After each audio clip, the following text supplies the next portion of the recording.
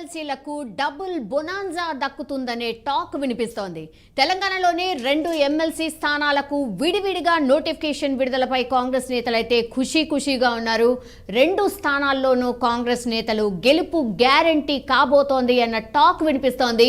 BRS పోటీలో లేకుంటే కాంగ్రెస్ అభ్యర్థులు ఏకగ్రీవం కాబోతున్నారు. గవర్నర్ కోటాలోనూ మరో 2కి ఛాన్స్ ఉంది. మొత్తానికైతే 4 కొత్త ఎమ్మెల్సీలు పెద్దల సభలో అడుగుపెట్టే ఛాన్స్ స్పష్టంగా కనిపిస్తోంది. ఇన్పుట్ ఎడిటర్ సంజయ్ అందుబాటులో ఉన్నారు. సంజయ్, ఎమ్మెల్సీల హడావిడి స్పష్టంగా కనిపిస్తోంది. ఏం జరుగుతోంది? ఎవరు బరిలో ఉన్నారు? ఎవరికి ఛాన్స్ ఉంది? సౌమ్య, మొత్తమీన కొత్తగా కొలువుదీరినటువంటి కాంగ్రెస్ ప్రభుత్వంలో ఎమ్మెల్సీల హడావుడి మొదలైందని చెప్పుకోవచ్చు.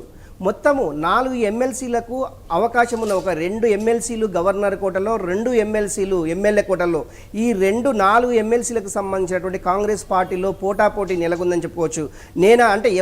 ఎవరి పైరవులు వాళ్ళు చేసుకుంటూ రేవంత్ రెడ్డిని, అంటే రాష్ట్ర ముఖ్యమంత్రి ఉన్నటువంటి రేవంత్ రెడ్డిని కలవడము, వాళ్ళకు ఉన్నటువంటి అప్పీల్ చేసుకోవడము, గతంలో వాళ్ళు చేసినటువంటి కార్యక్రమాలు కావచ్చు, కాంగ్రెస్ పార్టీకి వాళ్ళు వీర విధేయులుగా ఉన్న అంశాన్ని కూడా వాళ్ళు పదే రేవంత్ రెడ్డితో పాటు కాంగ్రెస్ ఉన్నటువంటి సీనియర్ నేతలు, అదేవిధంగా ఢిల్లీ పెద్దలతో కలవడము చాలా సులువుతరంగా మారిందని చెప్పుకోవచ్చు. అందులో భాగంగానే ఈ 4 ఎమ్మెల్సీలకు సంబంధించినటువంటి లైన్ క్లియర్ అయిందని చెప్పుకోవచ్చు. ఒకవేళ బీఆర్ఎస్ పార్టీ ఇక్కడ నామినేషన్ వేయకుంటే కాంగ్రెస్ పార్టీకి ఈ 4 సీట్లు, అంటే ఎమ్మెల్సీకి సంబంధించినటువంటి 4 సీట్లు వచ్చే అవకాశం అయితే చాలా స్పష్టంగా ఉంది. ఒకటి వచ్చేసి హుజురాబాద్కు సంబంధించినటువంటి పౌడి కౌశిక్ రెడ్డి, అదేవిధంగా స్టేషన్ కన్పూర్కు సంబంధించినటువంటి కడియం సిఆర్, వీళ్ళిద్దరూ రాజీనామాలు చేయడంతో ఒక ఎమ్మెల్యేలు ఎన్నుకోబడేటువంటి ఈ 2 స్థానాలు, అదేవిధంగా గవర్నర్ కోటా నుంచి ఒక 2 ఎమ్మెల్సీ స్థానాలు, ఈ 4 స్థానాలకు కాంగ్రెస్లో పోటీ మొదలైంది చెప్పడానికి ఈ రోజు జరుగుతున్నటువంటి పోటీ. ఈ రోజు నుంచి నామినేషన్ అంటే ఆల్రెడీ నోటిఫికేషన్ వచ్చేసింది. నోటిఫికేషన్ సంబంధించినటువంటి పూర్వంపరాలు కొనసాగుతూనే ఉన్నాయి. అందులో భాగంగా ఈ రోజుని 18వ డేట్ వరకు ఎవరైతే ఎమ్మెల్సీ బరిలో ఉంటారో వాళ్ళు నామినేషన్ వేయడానికి 29వ డేట్ నాడు కౌంటింగ్ ఉంటుంది. అదే రోజు సాయంత్రం 5 గంటలకు రిజల్ట్ కూడా ఉంటుంది. అందులో భాగంగా ఈ రోజు జరిగేటటువంటి ఏదైతే నోటిఫికేషన్ వచ్చిందో ఈ రోజు నుంచి నామినేషన్లు వేసే అభ్యర్థులు అయితే ఈ రోజు నుంచి నేరుగా నామినేషన్లు వేసే అవకాశం చాలా స్పష్టంగా కనిపిస్తుంది. ఒకటి.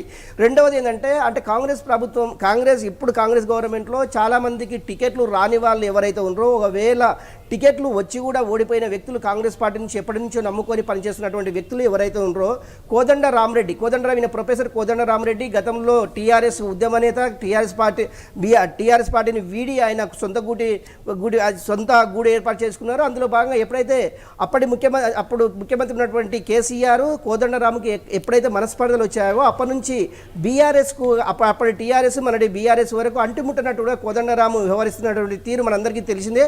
అందులో భాగంగా ఎప్పుడైతే బీఆర్ఎస్ని వదులుకొని కాంగ్రెస్కు గూటికి దగ్గరయ్యారో అప్పటి నుంచి రేవంత్ రెడ్డి మంత్రివర్గంలో, రేవంత్ రెడ్డి కార్యవర్గంలో, రేవంత్ రెడ్డి అడుగుజాడలో నడవడానికి కోదండ రామరెడ్డి ఎలాంటి సంకేతాలు లేకుండా కూడా ఆయన సాగుతున్నారని చెప్పుకోవచ్చు. అందులో భాగంగా ముఖ్యంగా ముఖ్యమంత్రి రేవంత్ రెడ్డి మాట్లాడుతూ పదే కోదండరాం పేరు చెప్పడం, ఎందుకంటే కోదండరాం ప్రొఫెసర్గా ఆయన సేవలు చాలా రాష్ట్ర ప్రభుత్వానికి చాలా అవసరం, ఆయన సేవలు ఉపయోగించుకోవాలనే ఉద్దేశంతో కోదండరాముని చాలా సందర్భాల్లో ఆయనకు ఎమ్మెల్సీ ఇవ్వాలి, ఆయన మంత్రివర్గంలో క్యాబినెట్లో చేర్చుకొని ఆయనకు గౌరవం ఇవ్వాలి, ఆయనకు గౌరవప్రదంగా ఆయన మంత్రివర్గంలో చేర్చుకోవాలనేసి ముఖ్యమంత్రి రేవంత్ రెడ్డి చాలా సందర్భాలు అన్నారు.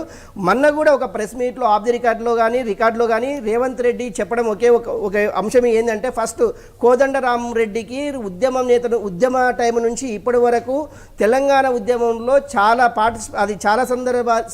సందర్భాల్లో ఆయన తెలంగాణ కోసం పోరాడారు, తెలంగాణ కోసం ఆయన ఉద్యోగాన్ని తృణప్రాయంగా విడిచిపెట్టారనే సందర్భాలు చాలా సందర్భాల్లో చెప్పడం జరిగింది. ఒకటి. రెండవది ఏంటంటే మైనార్టీలకు సంబంధించింది, ఒకవేళ మైనార్టీలకు ఇవ్వాలి అనుకుంటే 2 పేర్లు అయితే మన ముందు కనిపిస్తున్నటువంటి 2 పేర్లు. ఒకటి, నిజామాబాద్ నుంచి ఇప్పటికే 2 సార్లు ఆయన ఎమ్మెల్యేగా గెలిచారు. ఒకసారి కాంగ్రెస్ ప్రభుత్వంలో అంటే వైఎస్ రాజశేఖర రెడ్డి పీరియడ్లో మంత్రిగా పనిచేశారు ఆయన షబ్బీర్ అలీ. ఆ షబ్బీర్ అలీకి ఎమ్మెల్సీ టికెట్ ఇచ్చేసి ఆయన గెలిపించేసి మంత్రివర్గం తీసుకుంటే మైనార్టీలకు కూడా ఉపయోగం ఉంటుంది, మైనార్టీలకు కూడా న్యాయం చేసినట్టు అయితే ఉద్దేశంతో ఒకటి షబ్బీర్ అలీ ఖాన్, అదేవిధంగా నాంపల్లి నుంచి నుంచి ప్రాతినిధ్యం వహించినటువంటి ఫిరోజ్ ఖాన్, అంటే ఈ మైనార్టీల నుంచి వీళ్ళిద్దరికి ఇస్తే మైనార్టీలకు కొంత మేలు చేసిన వాళ్ళం అవుతాము, మైనార్టీ ఓటు బ్యాంకును కూడా రాబట్టుకునే విధంగా ఉంటుంది, మైనార్టీలకు మనము జవాబుదారీతనంగా ఉండొచ్చు అనే ఉద్దేశంతో ఇద్దరిలో ఎవరికైనా ఇచ్చే అవకాశం ఉంది. రెండవది అద్దంకి దయాకర్, ఆయన చాలా కాలం నుంచి కాంగ్రెస్ పార్టీలో పనిచేయడం జరిగింది. కాంగ్రెస్ పార్టీలో చాలా ఆయన అంటే నామినేటెడ్ పోస్టులకు సంబంధించినటువంటి కాంగ్రెస్ పార్టీలో చాలా తీసుకొని కాంగ్రెస్ పార్టీ వీర విధేయుడిగా చెప్పుకోవచ్చు. అందులో భాగంగా ఆయన కూడా రీసెంట్గా ఆయన టికెట్ కూడా దారాధర్మం చేసిందని చెప్పుకోవచ్చు. అందులో భాగంగా ఆయన తను ఆ కాన్సెన్స్ గెలుపొందారు. ఇప్పుడు ఇతనికి అంటే ఎస్సీ వర్గం నుంచి అద్దంకి దయాకర్కు ఎమ్మెల్సీ టికెట్ ఇచ్చేసి మంత్రివర్గం ఇచ్చినా ఇవ్వకపోయినా కూడా ఎమ్మెల్సీగా ఆయనకు ఇస్తే బాగుంటుందనే ఉద్దేశంతో మొత్తం మీద ఈ నలుగురు, ఒకటి సామాజిక వర్గం చూస్తే బీసీ యాదవ సామాజిక వర్గానికి సంబంధించినటువంటి అంజన్ కుమార్ యాదవ్, ఆయన ముసిరాబాద్ నుంచి ఓడిపోవడం జరిగింది. ఈ అంజన్ కుమార్ ఈ నలుగురికి ఇచ్చేసేసి వాళ్ళ కమ్యూనిటీకి సంబంధించినటువంటి అందరికీ సమాన న్యాయం చేకూరే విధంగా రాష్ట్ర ప్రభుత్వము యోచిస్తున్నట్లు మనకు సమాచారం. ఈ నలుగురు మంత్రులుగా ఒకవేళ వచ్చినట్లయితే, ఈ నలుగురు ఎమ్మెల్సీలు ఇచ్చేసి నలుగురికి మంత్రులు ఇచ్చినట్లయితే అన్ని కులాలకు అన్ని వర్గాలకు మనం ప్రాధాన్యత ఇచ్చినట్లయితే కాంగ్రెస్ పార్టీ అందరికీ సమభాగంగా సమపాలుగా అందరికీ న్యాయంగా ఇచ్చిన అది ఒక అంటే రేవంత్ రెడ్డి మాటలు చెప్పాలంటే అది మనము అంత ఈజీగా చెప్పలేము. కాకపోతే ఒకటి ఇక్కడ మనం స్పష్టంగా ఏంటంటే కులాలకు మతాలకు వర్గాలకు అన్నిటికీ సమభాగాలుగా మంత్రి పదవులు ఇచ్చిన వాళ్ళము అవుతాము కాంగ్రెస్ పార్టీ అన్నమాట తప్పదు అనే ఉద్దేశంతో రేవంత్ రెడ్డి వీళ్ళ పేర్లను యోచిస్తున్నట్టు తెలుస్తుంది. మొత్తం మీద రేపు అంటే సంక్రాంతి వెళ్ళిన తర్వాత ఈ యొక్క నామినేషన్లు వేసే అవకాశం ఉంది. ఎందుకంటే ఇవి మూడాలు రకరకాలుగా సంక్రాంతి కంటే ముందు రోజులు మంచి రోజులు కావు అనేసి అంటుంటారు. సంక్రాంతి రోజు తర్వాత, సంక్రాంతి అంటే 15 తర్వాత కానీ 17 కానీ ఈ ఒక రోజు అందరు నామినేషన్లు ఒకే రోజు చేసి ఈ యొక్క ఎమ్మెల్సీలకు సంబంధించిన ఎన్నుకునే అవకాశం చాలా స్పష్టంగా ఉంది. సౌమ్య, ఆల్ రైట్ సంజయ్, మొత్తం మీద అది ఆశావాహుల లిస్ట్ అయితే చాలా పెద్దదిగానే ఉంది.